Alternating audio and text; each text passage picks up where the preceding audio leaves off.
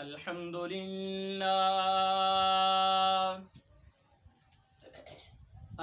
لله نحمده ونستعينه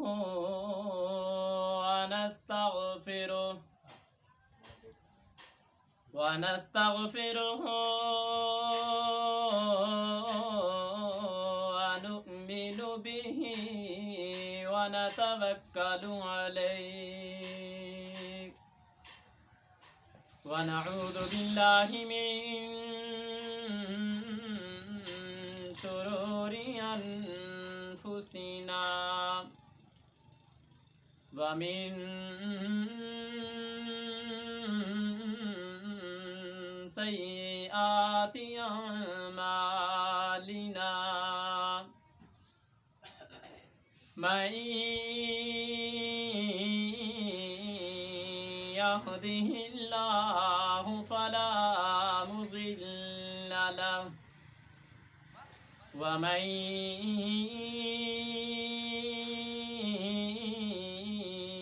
يضلله فلا هادي له ونشهد أن لا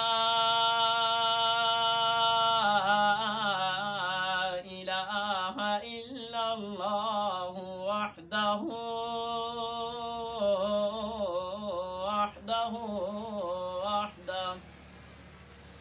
لا شريك له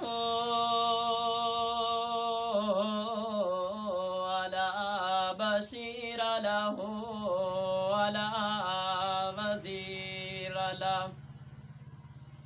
ولا وزير له ولا منير له ولا مشير له ولا معين له ونشهد أن سيدنا ومولانا محمدا عبده ورسوله أما بعد فأعوذ بالله من الشيطان الرجيم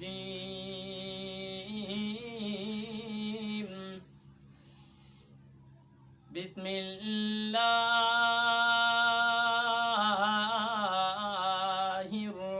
الرحمن الرحيم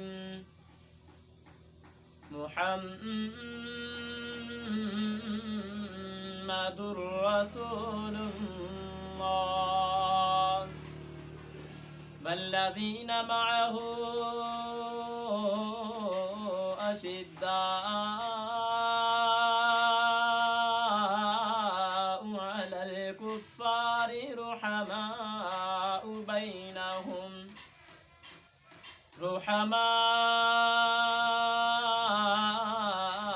بينهم تراهم ركعا سجدا يبتغون فضلا من الله ورضوانا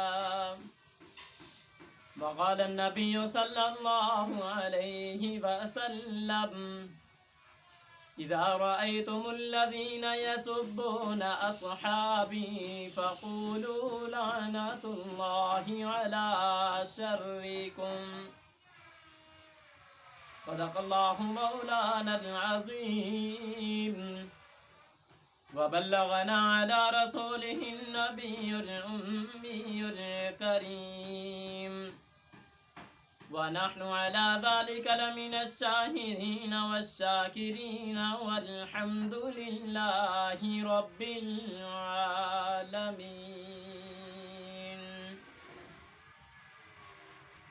رب اشرح لي صدري ويسر لي أمري واحلل عقدة من لساني يفقه قولي اللهم رب زدني علما رب زدني علما رب زدني علما قالوا سبحانك لا علم لنا إلا ما علمتنا إنك أنت العليم حكيم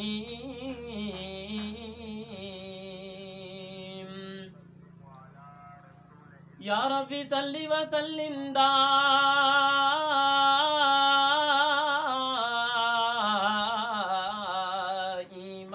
أبدا على حبيبك خير الخلق كلهم.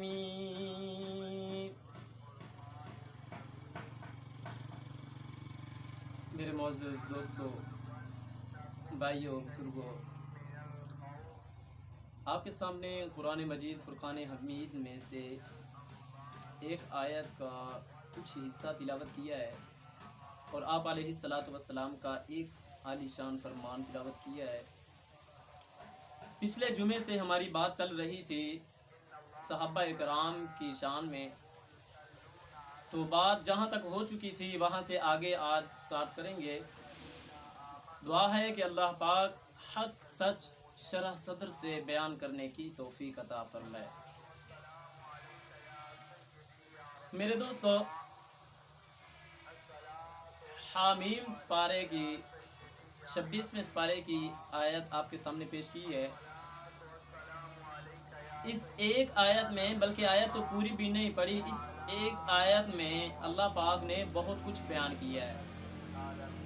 آپ علیہ الصلاۃ والسلام کے رسول ہونے کا اور آپ علیہ الصلاۃ والسلام کی جماعت کا بھی تذکرہ بیان فرمایا کہ جو میرے آقا کے ساتھ ہیں، میرے محبوب کے ساتھ ہیں، میرے مدنی کے ساتھ ہیں، وہ آپس میں رحم دل ہیں اور کافروں کے بارے میں سخت دل ہیں. اور اس کے ساتھ ساتھ صحابہ کی چند صفات بھی، تراہم رکعا سجدا یبتغون فضلا، یہ چند صفات بھی اللہ پاک نے صحابہ اکرام کی اس آیت میں بیان فرمائی ہیں. اور اس آیت کے ساتھ ساتھ میں نے آپ کے سامنے جو حدیث تلاوت کی ہے اس کا ترجمہ ہے کہ جب تم دیکھو اذا رأیتم الذین یسبون، جب تم دیکھو کہ گالی دی جاتی ہے، وعلیکم السلام، اصحابی، میرے صحابہ کو، میرے یاروں کو، میرے جانثاروں کو جب گالی دی جائے، فقولوا، تو اس وقت پھر آپ بھی کہہ دو، لعنت اللہ، اللہ کی لعنت ہے، علی شرکم، تمہارے شر پہ. یعنی کہ صحابہ اکرام کو برا کہنے والے کو اللہ نے کہہ دیا کہ لعنت ہے تمہارے پر، تمہارے وجود پر، تمہارے شر پر.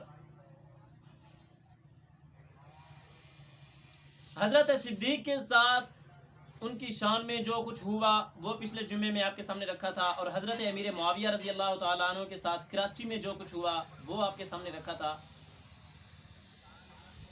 تو اب بات کروں گا باغ فدق کی کہ یہ بات آخر چھڑی کہاں سے تھی. یہ جو یہاں اسلام آباد میں ایشو کھڑا ہوا، یہ بات سٹارٹ کہاں سے ہوئی. سجد صاحب پانی کا گلاس لے آنا، ٹھنڈا نہ ہوئے. یہ بات سٹارٹ کہاں سے ہوئی؟ گلاس لے یار.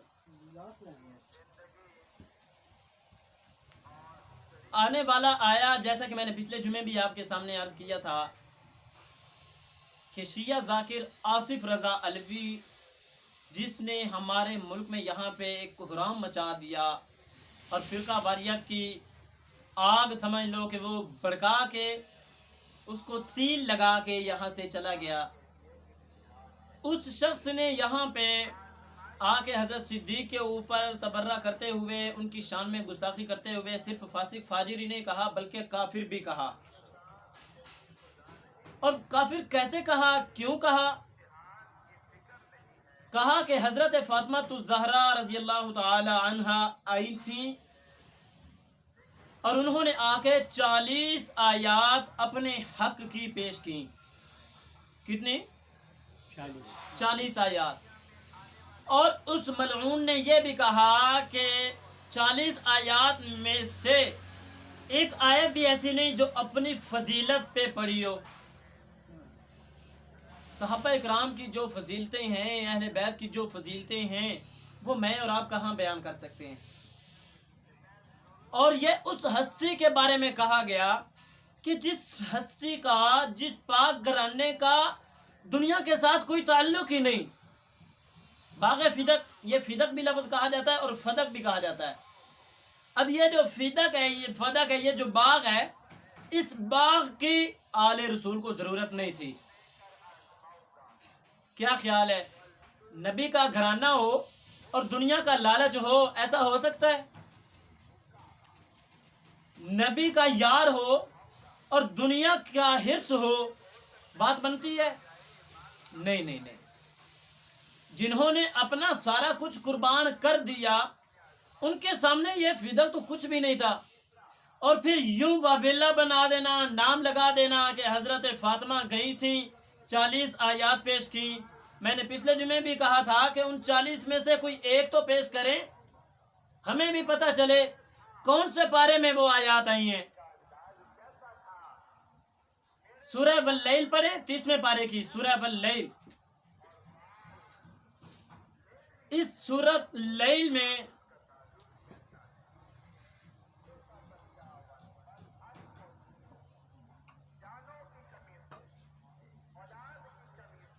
سورہ لیل میں حضرت صدیق کی صفات ہیں، حضرت صدیق کی شان میں آیات ہیں. اور صرف میں نہیں کہہ رہا،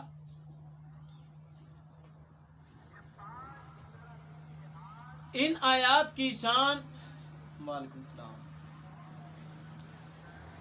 حضرت صدیق کی شان صرف انہی آیات میں نہیں ہے.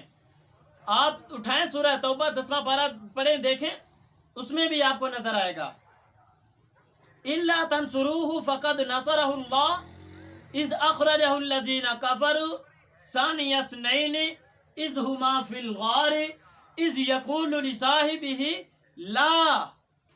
لَا تَحْزَنْ إِنَّ اللَّهَ مَعَنَا. یہ آیت بھی حضرت صدیق کی شان میں نازل ہوئی ہے.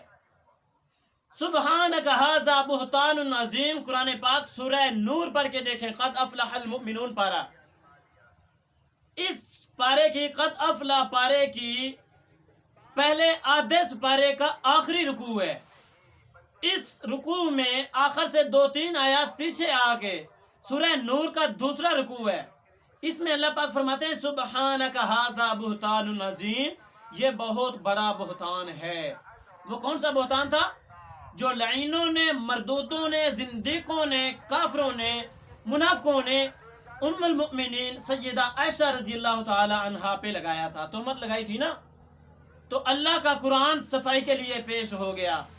قرآن کہہ رہا ہے، اور صرف آج تک نہیں، رہتی دنیا تک کے لیے یہ الفاظ سیو کر دیے گئے، محفوظ کر دیے گئے ہیں. سبحانک ھذا بہتان عظیم، ایسا تو پاک ہے، یہ بہت بڑا الزام ہے. صرف یہیں پہ بس نہیں، بے شمار آیات حضرت صدیق کی شان میں ہیں. اور حضرت صدیق کی کیا بات کرتے ہیں؟ مومنوں کے یہ آپ علیہ الصلوۃ والسلام کے پہلے خلیفہ ہیں. حضرت صدیق کی تو بات ہی کیا ہے. حضرت عمر کی کچھ بات کرتے ہیں کہ جنہوں نے بار بار حضرت صدیق کے ساتھ ملنے کی کوشش کی، نیکی میں آگے بڑھنے کی کوشش کی، ان کی بات کرتے ہیں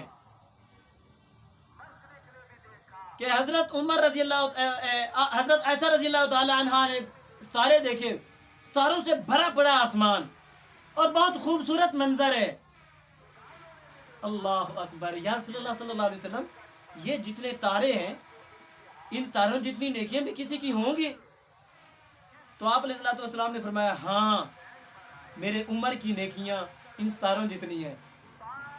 تو حضرت عائشہ کے دل میں ایک کھٹکا سا پیدا ہوا کہ یا رسول اللہ صلی اللہ علیہ وسلم، حضرت عمر کی نیکیاں اتنی ہیں تو اس کا مطلب کہ پھر میرے بابا کی نیکیاں، حضرت ابو بکر کی نیکیاں کم ہیں.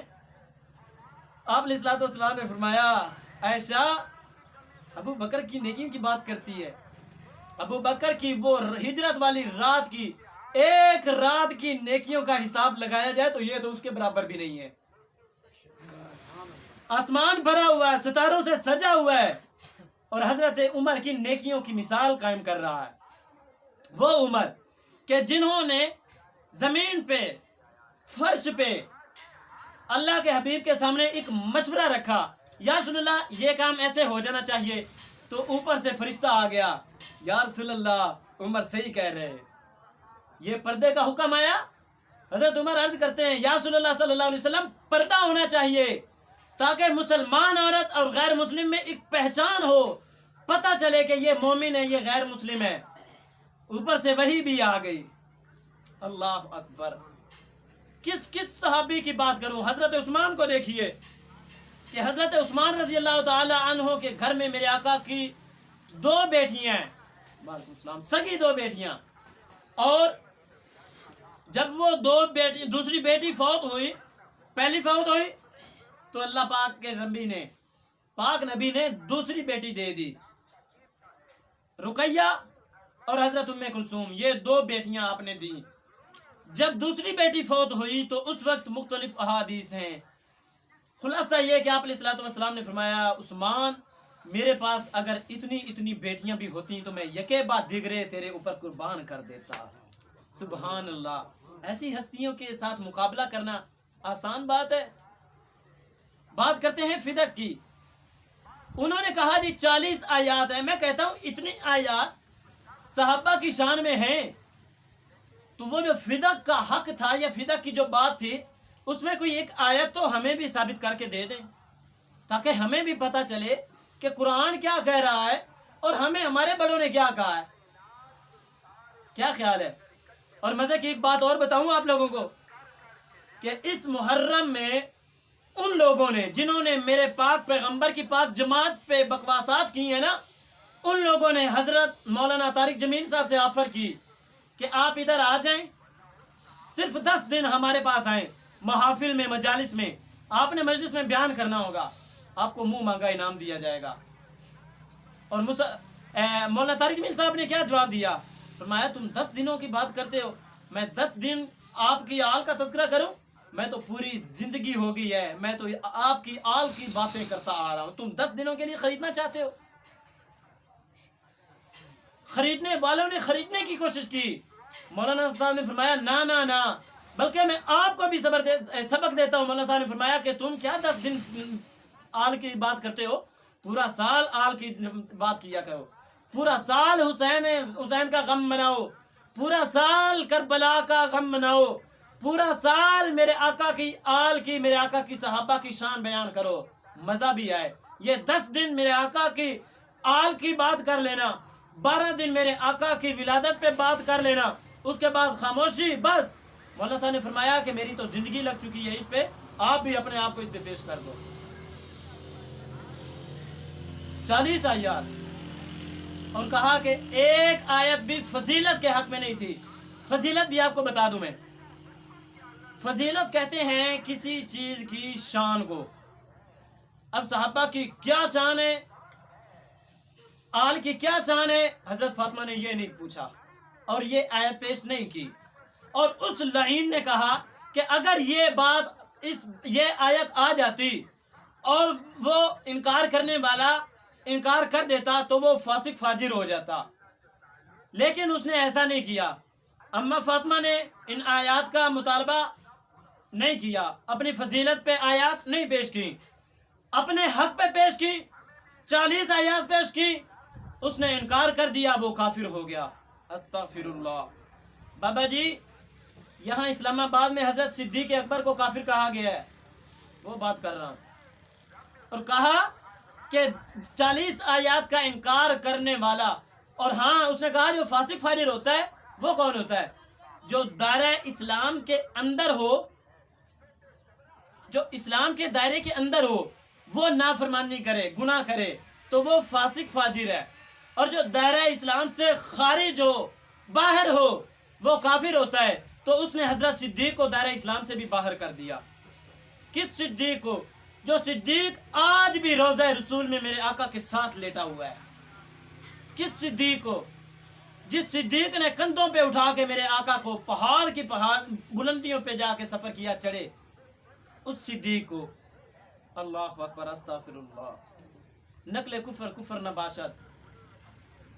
فدق کی بات کرتے، چلو جی مان لیا، میں بات کرتا ہوں آپ سے کہ ٹھیک ہے حضرت صدیق نے باغ فدق نہیں دیا، حضرت عمر خلیفہ بنے، بولے نا، حضرت عمر خلیفہ بنے، حضرت عمر کے بعد حضرت عثمان بنے، حضرت عثمان کے بعد حضرت علی خلیفہ بنے.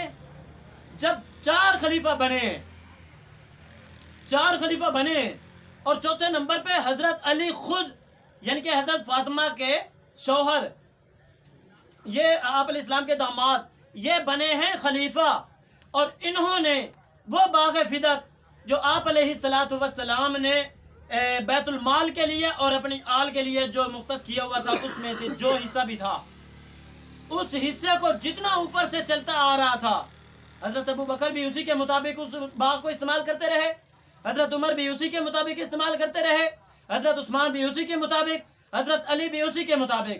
میرا سوال ہے کہ اگر باغ فدق آل کا حق بنتا تھا تو پھر حضرت علی رکھ نہ لیتے؟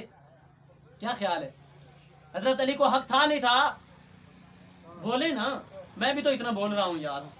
حضرت علی کو حق تھا یا نہیں تھا کہ وہ رکھ لیتے باغ؟ حق تھا، خلیفہ تھے، منصب پہ آ چکے تھے، 5 سال تک انہوں نے یہ عہدہ خلافت سنبھالا نہیں، اس بارے میں کوئی بات نہیں کی، اور جیسے اوپر سے ایک روٹین کے مطابق یہ سلسلہ چلتا آ رہا تھا ویسے ہی آگے چلاتے گئے. اس کے بعد پھر 6 مہینوں تک حضرت حسن کے پاس بھی خلافت کا یہ سسٹم آیا، انہوں نے بھی اس باغ کو اپنے کھاتے نہیں لگایا. اس سے کیا سبق مل رہا ہے؟ اس سے سبق یہ مل رہا ہے کہ جو آپ علیہ السلام نے وہ باغ رکھا ہوا تھا نا، وہ آل کے لیے نہیں تھا، وہ بیت المال کے لیے تھا، اور بیت المال میں سے جس کو جتنا وظیفہ مل رہا تھا ملتا رہا، اور اسی باغ میں سے جتنا حصہ آپ علیہ السلام کی بیویوں کو مل رہا تھا وہ حضرت ابو بکر نے بھی دیا، حضرت عمر نے بھی دیا، حضرت عثمان نے بھی دیا، حضرت علی نے بھی دیا. اور جب حضرت علی خلافت پہ آئے تو انہوں نے پھر اپنے اس جو عالم کو مل رہا تھا نا حصہ، اس میں پھر اضافہ نہیں کیا. یہ نہیں کہا کہ میں خلیفہ بن چکا ہوں اور میں اقتدار پہ آ گیا ہوں تو اب میں اپنا بڑھا دوں گا، میں فاطمہ کا بڑھا دوں گا، میں حسن کا حسین کا بڑھا دوں گا. نہ، کیوں نہیں کیا؟ انہوں نے ہمارے لیے ایک پیغام دیا، لوگوں، باغ فدق ہو یا باغ جنت ہو، جو بھی ہو، ہمیں اس کی ضرورت نہیں ہے، ہمیں ضرورت ہے دین کی ضرورت ہے. باغ جنت کا جو لفظ میں نے استعمال کیا، یہ آپ لوگ شاید اس کو کہیں اور بھی لے جائیں. جنت مطلب یہاں ہم اگر کوئی باغ دیکھیں، ایک خوبصورت منظر دیکھیں، ہم کہتے ہیں ماشاءاللہ کیا نظارہ ہے، یہ تو جنت ہے. جنت ہے، طرح طرح کے میوے ہوں، طرح طرح کے پھل ہوں، طرح طرح کے فروٹ ہوں، تو ہم کہتے ہیں یار یہ تو جنت ہے. تو کیا ایک فدق نہیں، جتنے بھی فدق کے باغ آ جائیں، حضرت علی کے سامنے وہ کچھ بھی نہیں ہے. کیوں کچھ بھی نہیں ہے؟ کہ آپ کی آل کو دنیا کا لالچ تھا ہی نہیں. اگر لالچ ہوتا تو اپنے نام پہ جو ہی خلافت سنبھالی، سب سے پہلے اس باغ کو اپنے نام پہ کرتے. اور اس آنے والے نے حضرت صدیق کو نعوذ باللہ جو کافر کہا، اسی بات میں آ کے کہا. میرا سوال ہے کہ حضرت صدیق نے تو حق رکھ لیا، نہیں دیا، عمر نے رکھ لیا، نہیں دیا، عثمان نے رکھ لیا، نہیں دیا، حضرت علی تو فاطمہ کو یہ حق دے دیتے. کیا خیال ہے؟ اور جب نہیں دیا تو بتا دیا کہ یہ باغ آل کا نہیں ہے، یہ باغ جہاں پہ آقا دو جہاں صلی اللہ علیہ وسلم استعمال کرتے رہے ہیں وہیں تک یہ استعمال ہوتا رہے گا، اور پھر وہیں تک ہوتا رہا. حضرت حسن نے 6 مہینے جو خلافت سنبھالی، ان 6 مہینوں میں سے 1 مہینہ بھی نہیں اس میں وظیفہ اپنا بڑھایا، اور بتا دیا او لوگوں، ہم اس کے اہل نہیں ہیں، ہماری شان نہیں ہے کہ ہم دنیا کی طرف رغبت کریں. اور یہ 2 بندے میرے ذہن سے بھی ان کا نام نکل گیا ہے، پچھلے جمعے تو میرے ذہن میں تھا نام ان کا، لیکن یہ بات جو ہے نا نہیں ہو سکی، ٹائم تھوڑا تھا. تو ان 2 بندوں نے کہا تھا، یہ امام المناظرین ہیں، مولانا سعید احمد اسد صاحب ہیں، اہل سنت و جماعت بریلوی کے علماء میں سے ہیں اور مناظر ہیں. انہوں نے اپنے ایک بیان میں پچھلے دنوں کہا ہے، اور انہوں نے ایک بیان کیا ہے، دیوبندیوں اور بریلویوں کا اکٹھا سٹیج تھا، اس سٹیج میں 1.25 گھنٹہ انہوں نے بیان کیا ہے، اور اس سٹیج پہ انہوں نے بیان میں یہ الفاظ کہے ہیں. انہوں نے کہا ہے کہ فلاں 2 بندوں نے، ایک تھا ابن حازب یا حاجز اور ایک اور تھا، ان 2 بندوں نے کہا کہ ہم 2 بندوں نے مل جل کے یہ حدیث گھڑی ہے فدق والی. کون سی حدیث؟ فدق والی. یہ جسے کہتے ہیں نا کہ ابو بکر کھا گئے، عمر کھا گئے، عثمان کھا گئے، حق نہیں دیا. استغفر اللہ. یہ وہ دو بندوں نے وضاحت سے کہہ دیا تھا. اگر آپ کو بیان چاہیے تو میرے سے رابطہ کریں، میں آپ تک بیان پہنچا دوں گا. انہوں نے کہا تھا کہ ان دو بندوں نے یہ حدیث اپنی طرف سے گھڑی ہے. اب ہمارے کچھ نام نہاد سنی مسلمان بھی کم علمی میں آ کے، کم عقلی میں آ کے ان کی باتوں کا شکار ہو جاتے ہیں اور کہتے ہیں یار مسلمانوں کا خلیفہ ہو کے حق کھا گئے فاطمہ کا، مسلمانوں کا خلیفہ ہو کے آل رسول کا حق کھا گئے. بھائی میں پوچھتا ہوں کہ جس آل نے 72 تن کربلا میں لٹا دیے ان کو باغ فدق کی ضرورت تھی؟ جو تن من دھن قربان کر رہے ہیں، جو اپنے چھوٹے چھوٹے معصوم بچے ہاتھوں پہ اٹھائے ہوئے، شیر خوار بچے اٹھا کے کربلا میں کود پڑے، ان کو کربلا میں جانے کی تو پڑ گئی ہے اور انہوں نے اس کو کیا کرنا تھا باغ فدق کو. ایک اور عجیب بات، اسی محرم میں اجلاس ہوا، حکومت کی سرپرستی میں اجلاس ہوا اور ہمارے کچھ یہ مسلمانوں کے علماء بھی وہاں پہ تھے، ان کے ذاکرین بھی تھے، مسلمانوں کے علماء بھی تھے. سمجھے میری بات؟ ان کے ذاکر بھی تھے، ہمارے مسلمانوں کے علماء بھی تھے. انہوں نے کہا جی 1-2 دن کا تو مسئلہ ہے، آپ گزرنے دیں. ایک نام نہاد مولوی، لعنت ہے اس مولوی پر، اس نے کم بخت نے کہا کہ آپ یہاں سے جلوس لے کے گزرو، ہم آپ کے لیے سبیلیں لگائیں گے، ہم آپ کے لیے پانی مہیا کریں گے. او ملا، دین کو بیچنے والے، یہ دین تیرے باپ کی جاگیر نہیں ہے، اس دین کا تو ٹھیکیدار نہیں ہے. تو کافروں کے لیے سبیلیں لگائے، جو میرے آقا کی جماعت پہ تبرہ کرے تو ان کے لیے سبیلیں چڑھائے. لعنت ہے تیری سوچ پر، لعنت ہے تیرے ان الفاظ پر کہ علماء کے سامنے تو بیٹھ کے کہتا ہے کہ ہم سبیلیں لگائیں گے. مسلمان ہو کے یوں کرنا. اسلام صبر کا حکم دیتا ہے یا ماتم کا؟ جب اسلام صبر کا حکم دیتا ہے تو پھر ہم نے ان کو کیا کہنا ہے؟ صبر کریں. چلو بالفرض کریں ماتم، لیکن اپنے اپنے ایمان بگاڑوں میں کریں. جہاں لوگوں کا ایمان بگاڑا جاتا ہے نا وہاں پہ کریں. باہر آ کے لوگوں کے ایمان کو مزید پریشان، لوگوں کے دلوں کو مزید آوازار نہ کیا جائے. اور یہ بات اب میں کیوں کر رہا ہوں؟ آپ سوچو کہ قاری صاحب 10 محرم تو گزر گئی، اب کس ٹاپک پہ بات کر رہے ہیں؟ سنو، چہلم آنے والا ہے، یہ گڑبڑ کرنے والے ہیں، اس لیے میں آپ کو آج سے نہیں، محرم سے پہلے سے میں آپ کو خبردار کر رہا ہوں. 10 محرم کے بعد ایک جمعہ گزرا ہے، اس میں بھی میں نے آپ سے یہی کہا ہے، آپ ہوشیار رہیں، خبردار رہیں، یہ پھر گڑبڑ کریں گے. اور اب میں یہ نہیں کہہ رہا کہ آپ مجاہد بن جانا، غازی بن جانا. یہ حکومت بھی جانتی ہے کہ جب کسی مسلمان کے ساتھ یوں نا انصافی ہوتی ہے نا تو پھر غازی مجاہد خود ہی پیدا ہو جاتے ہیں. ممتاز قادری خود ہی کہیں نہ کہیں سے اٹھاتا ہے، غازی خالد خود ہی کہیں نہ کہیں سے اٹھائے گا. اور میں حکومت سے التماس کروں گا، اپیل کروں گا کہ خدا را اس چہلم کے دن میں ہمارے ملک کے حالات کو مزید خراب نہ کیا جائے. ان کو محدود حالت میں رکھے ہوئے، ان کو جو بھی کرنا ہو ایک محدود جگہ میں رکھے ہوئے کریں. بے شک ان کو پروٹوکول بھی دیں، لیکن ان کو لگام بھی دیں، ان کو لگام بھی دیں. صحابہ اکرام کو برا بھلا کہنا اور پھر نمازوں میں برا بھلا کہنا، استغفر اللہ. چلو وہ تو منکر ہیں، کافر ہیں، کریں جو کرتے ہیں. اپنوں پہ دکھ اس بات کا ہے، وہ کہتے ہیں جی آپ آؤ گزرو، ہم آپ کے ساتھ ہیں. مصلی کا وارث ہو کے، منبر کا وارث ہو کے، لعنت ہے ایسے مولویوں پر جو تھوڑے سے پیسے کے پیچھے اپنا دین بیچ دیتے ہیں. ذرا اللہ کی رضا کے لیے کوئی خالص بات تو کر کے دیکھیں. اللہ سسٹم چلانے والے ہیں.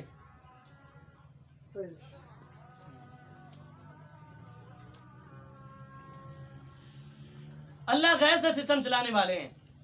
اور یہ میں نہیں کہہ رہا، قرآن بھی کہتا ہے وَمَن يَتَّقِ اللَّهَ يَجْعَلْ لَهُ مَخْرَجًا، کہ جب کوئی بندہ تقوی اختیار کرتا ہے نا تو پھر اللہ اس کے لیے راستے نکال دیتا ہے. بدرمان، جب کوئی بندہ، خان صاحب، جب کوئی بندہ اللہ کی رضا کے لیے اللہ کو سامنے رکھتے ہوئے اس سے ڈرتے ہوئے تقوی اختیار کرتا ہے یجعل لہ مخرجا تو اللہ اس کے لیے راہیں نکال دیتے ہیں وَيَرْزُقْهُ مِنْ حَيْثُ لَا يَحْتَسِبُ او مولویوں سبیلیں لگانے والوں سمجھو اس آیت کو وَمَن يَتَّقِ اللَّهَ يَجْعَل لَّهُ مَخْرَجًا وَيَرْزُقْهُ مِنْ حَيْثُ لَا يَحْتَسِبُ ان لوگوں کو چھوڑو اللہ کے در پہ آس لگاؤ اس کے سامنے جبین نیاز جھکاؤ چند ٹکوں کی خاطر چند ڈالروں کی خاطر سبیلیں دیتے ہو اللہ کیا کہتے ہیں ایسی جگہ سے سسٹم بناؤں گا تمہارے وہم و گمان میں بھی نہیں ہوگا صرف تقوی اختیار کر کے دیکھو ایمان کو نہیں بیچنا اور جب مولوی ہو کے دین ایمان کو بیچیں گے تو پھر ہم جیسے بیچارے کیا کریں گے اللہ پاک ایسے نام نہاد ملاؤں سے بچائے وہ جیسے کہتے ہیں نا نیم حکیم خطرہ جان نیم حکیم خطرہ جان تو ایسے ہی نیم ملا خطرہ ایمان بھی ہوا کرتا ہے تو اللہ پاک ایسے بکاؤ اور پالتو جو ملا ہیں اللہ پاک ایسوں کے شر سے بچائے اور ہر چھوٹے موٹے ہر خاص عام مسلمان کو بچائے اور آپ علیہ الصلوۃ والسلام سے تمام انبیاء سے صحابہ سے اہل بیت سے سچی محبت سچی عقیدت نصیب فرمائے اور جس طرح ہمیں انہوں نے زندگی گزار کے ہمیں ایک سبق دیا ہے اسی طرح ہمیں بھی اللہ پاک زندگی بسر کرنے کی توفیق عطا فرمائے آمین وما علینا الا البلاغ